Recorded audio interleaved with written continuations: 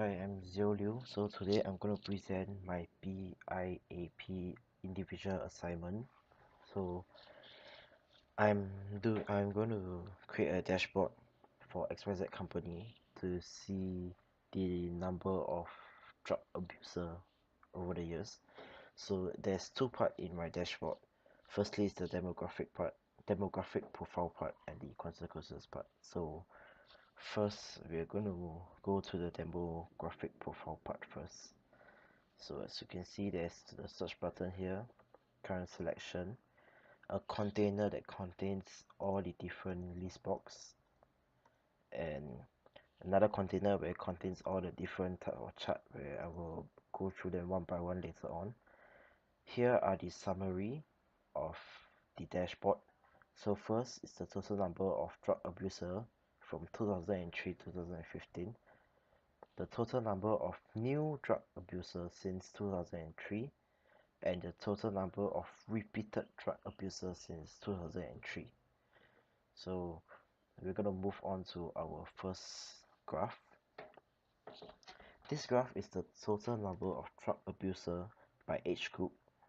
So we can see that the age group 20 to 29 has the highest percentage among the other age group. The reason may be because at the age of 20, most of the people are already stepping into the society and start getting jobs where they are able to afford drugs. This may be one of the reasons why um, this age group has the highest percentage of drug abuser in it. So one of the suggestions that I gave is for all the company, they should try to have a rest day, and they make it into a campaign where they can go out together to have an event such as a marathon event, a vacation event, where they can go out as a company to have fun, and meanwhile in that vacation or event they can spread some drug awareness campaign, telling their colleagues, their workers, what are the cons of taking drugs and why they shouldn't take it. Next, I'll move to the total number of new drug abuser by age group. As you can see that there's not much difference between this graph and the previous graph. The total number of drug abuser by age group is 20 to 29. The total number of new drug abuser by age group is also from 20 to 29.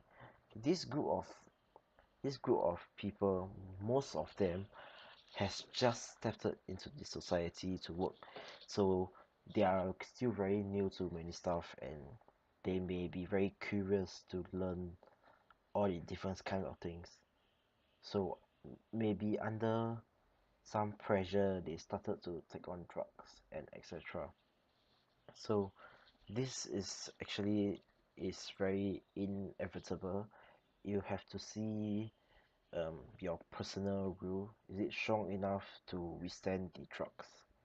So my suggestion is not to um overly want to under pressure and you want to choose something. Just be yourself and know what's the consequences of taking drugs. Yeah.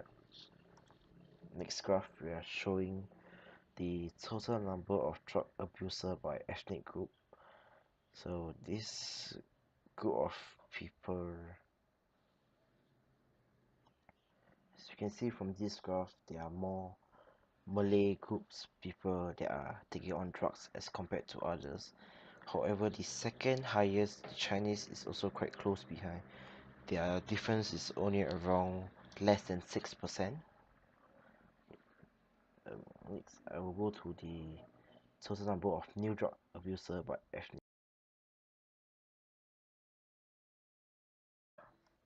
So you can see from this graph, the total number of new drug abuser is actually different from the total number of drug abuser by ethnic group. So the new drug abuser is actually from the Chinese group, while the total drug abuser is actually from the Malay group, which is there's a slight difference. Next, we move on to this pie chart where we can show the total number of drug abuser by gender. So as we can see that the male are actually the one that take up most of the pie chart, which around 86.18%, or there's only a handful of female with 13.82%.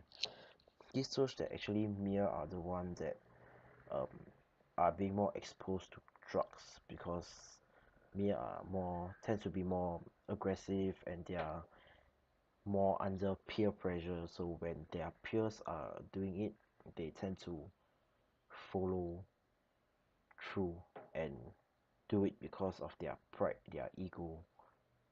So this explains why the number of so much differences. Next, there's not a surprise also, the number of new drug abuser by gender. There are actually 9,711 new male drug abuser over the years, and there's only 2,391 female drug abuser over the years.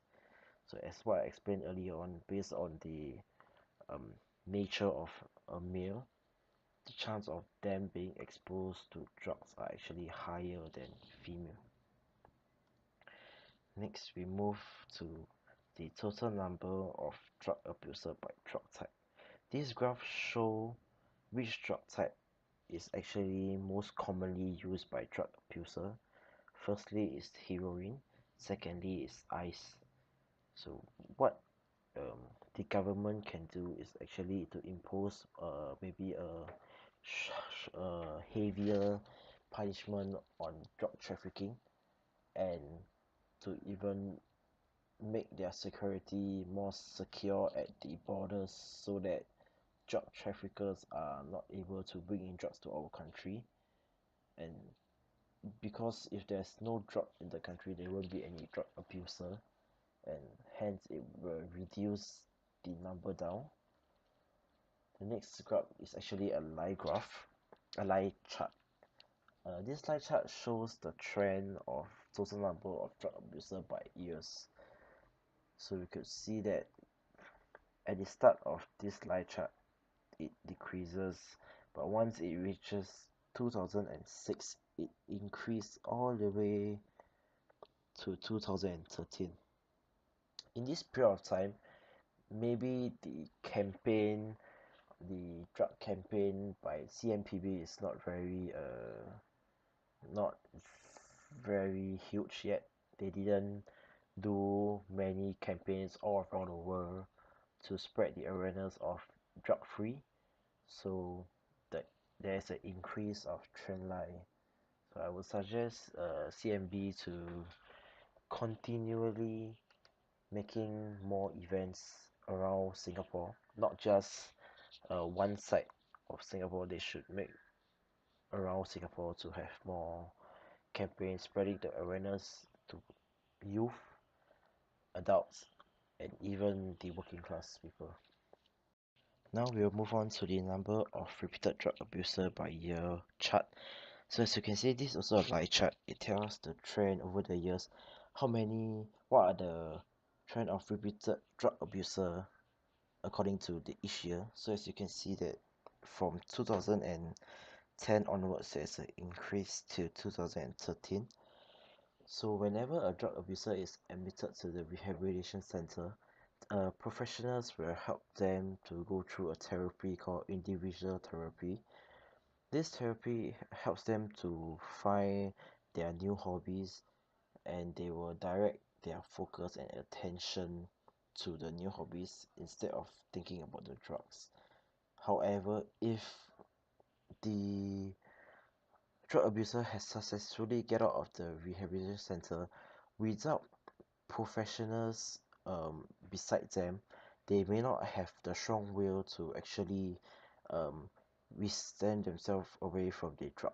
So they may eventually go back in taking drugs, which explains the increased number of people, repeated offenders.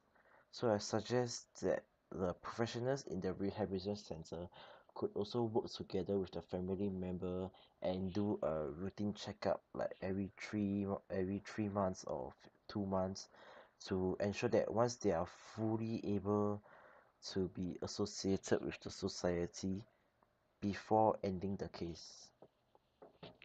Next, we'll move on to the second part on the consequences part. As you can see that there's actually two graphs over here. We'll talk about the total death by drug type first. So as you can see that actually taking drugs will cause death. So one of the highest rated drugs that cause death is actually the Lilith drugs. The Lilith drugs is represented by the orangey yellow blocks, and you can see that they're actually the most proportions as compared to the others. So let's see, in 2007, late drug type has actually killed 9,418 people around the world, which is actually a very huge amount of um, number. So if we show this to drug abuser or people to the public, it actually serves a strong warning to them what drugs can actually cause them eventually, and why are some of the reasons you should not take drugs. This particular graph has the ability to impact and instill fear to both the public and drug abuser so that they can prevent themselves not to take drugs. Next graph is actually the total number of drug abuser arrested by year.